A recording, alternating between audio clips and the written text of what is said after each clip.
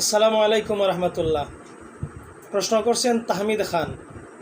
খেলাধুলার ক্ষেত্রে football, cricket, badminton এই সমস্ত খেলা হয়, অনেক পুণ্য বাজি ধরা হয়।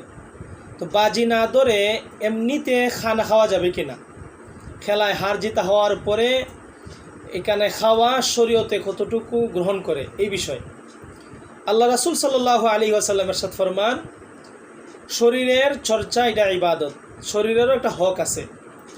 আর খেলাধুলার ক্ষেত্রে বিভিন্ন খেলায় অনেক শর্ত আছে, যেগুলো ইসলামের শর্ত দিয়েছে, লম্বা আলোচনা।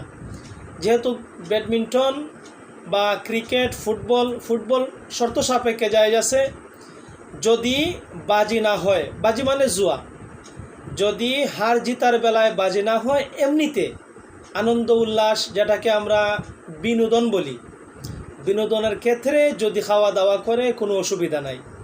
আর হারা জিতা নিয়ে যদি কেহ ধরে, এটা সম্পূর্ণ নাজায়েজ।